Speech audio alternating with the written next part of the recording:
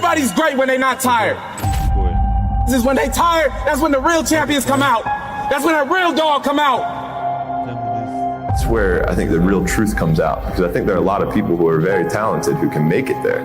There are very few people who can deal with the pressure and the stress that happens when we're there. I feel I'm the best ever. It's not bragging or boasting. The proof is in the pudding. In my mind, I'm always the best. I am the greatest fighter of all time. And when I hit you with a hard right hand, you will fall. You gotta win tomorrow. You gotta win right now. If you're passionate about what you're doing, keep going, keep believing, reach for the stars. Everything is always impossible until someone does it. Maybe it has never been done before. That's perfectly fine with me. But I'm gonna do it. Never say never, because limits, like fears, are often just an illusion. Hungry dogs run fast. And let the big dogs eat. If you look at the greats in any walk of life, the greats do things when they don't always want to. And that's the separation. It means you have to be more disciplined than not disciplined. I wanted to be the best I could be, period. I was waiting for you to smile at some of the compliments. You didn't. Smiling doesn't win you gold medals. I'm too fast, I'm too skillful, and I'm going to show everybody out there watching the show and the whole world, and the world will bow and admit that I am the greatest of all times when you see what I do to George Foreman. I believe that whatever I put my mind to, and if I was willing to make sacrifices and I was dedicated, that I could achieve absolutely anything. I'm the best ever. I'm the most brutal and vicious and most ruthless champion there's ever been. There's no one can stop me. I'd like to take this chance to apologize to absolutely nobody. Maybe someone's don't like me because maybe I'm too good. You win some, you lose some. But you live to fight another day.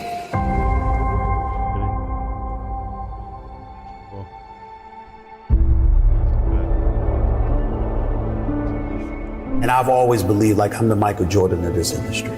When I'm on the air, I'm the one that will make you want to hear from me. I don't care who I'm on the air with. I don't care who it is.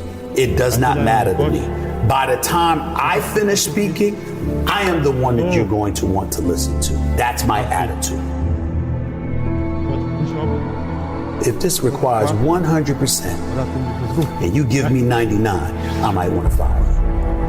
Because I'm about getting the job done. Sure. It's about the results. And I think that, unfortunately, when we look at our generation today, not enough people preach about that.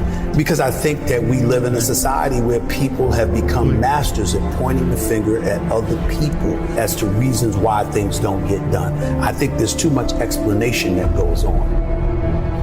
But the bottom line is you ain't getting it done. And if you're not getting it done, I need somebody that can get it done. I am of the belief that if you truly adopt that belief in your soul, then you walk to work every day not looking for excuses. You're looking for a way for the job to get done. And in most instances, you are going to be successful than not. You want to go with status quo, you're perfectly, fine with flowing along, just safe, to get along, secure. Safe, secure, whatever. But when you're trying to win, you're constantly looking to get better. My philosophy is very, very simple when it comes to my family, particularly, me being a dad. If they're hungry, it's because I'm starving. I don't eat until they eat. I'm not comfortable until they're comfortable. I don't have unless they have. That's the mentality, and that's the mentality that I strictly get from my mother. And so for me, having that kind of mentality, well, what comes with that? What comes with that is a certain work ethic that you have to put forth. And it's a willingness to sacrifice. Am I the most disciplined person in the world? No.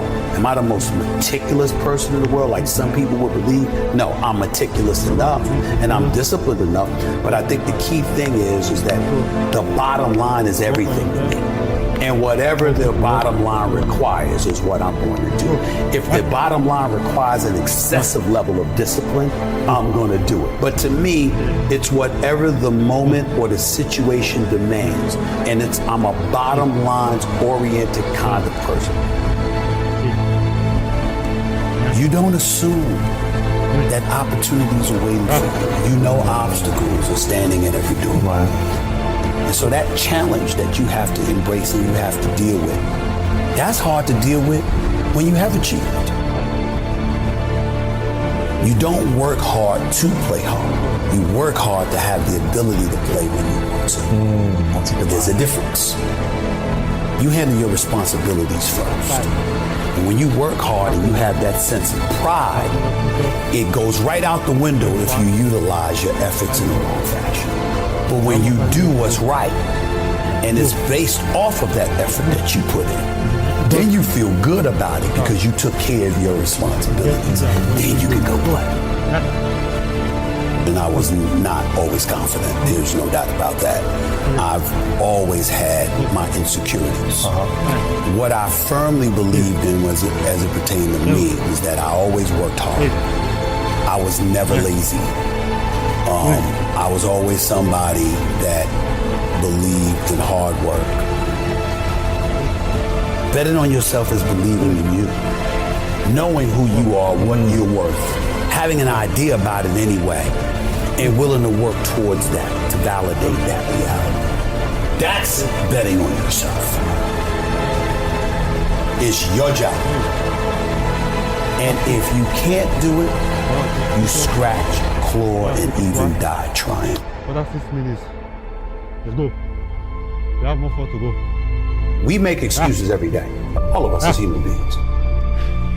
On far more occasions than not, I have to speak on the issue of accountability as it pertains to the entire sports world. And when it comes to the issue of accountability, I get all of that from Mom.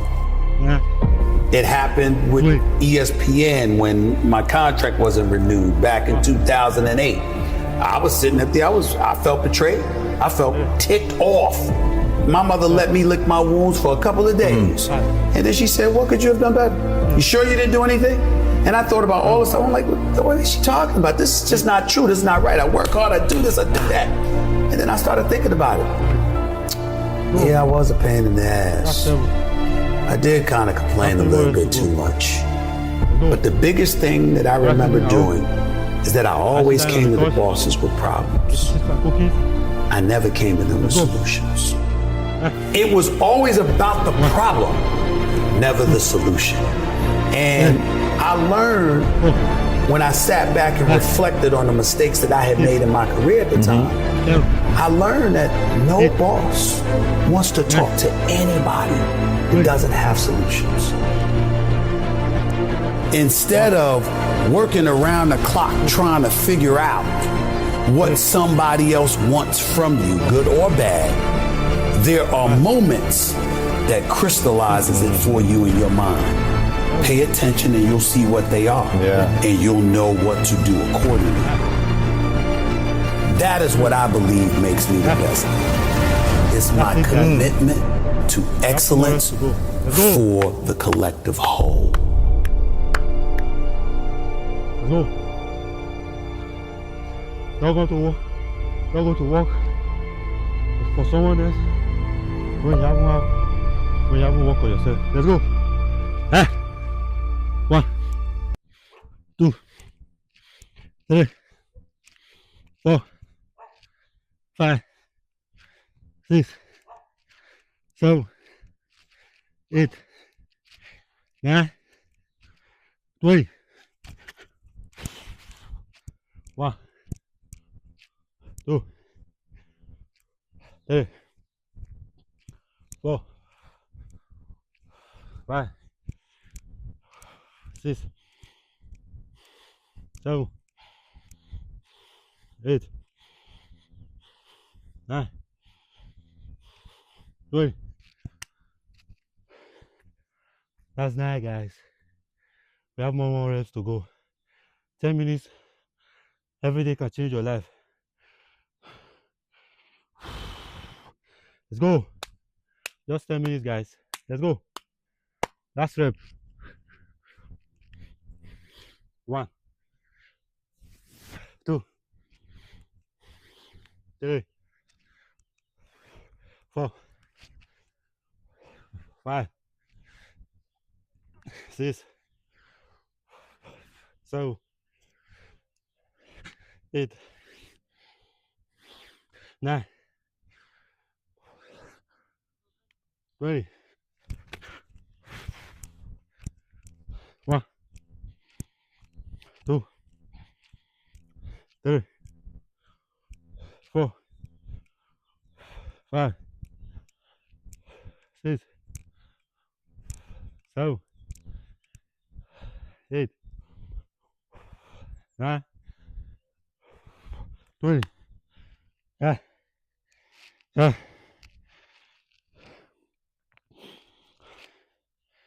See? Don't let the environment give you core strength, eh? Don't beat the environment. We did 200 push-up, 200 squat, each minute, on a minute, another 10 minutes, guys. There's no one to cheer you up. No one is watching you. You gotta beat yourself. It's you against you, guys. Let's go. Like, guys. Comment. Let me know what you think.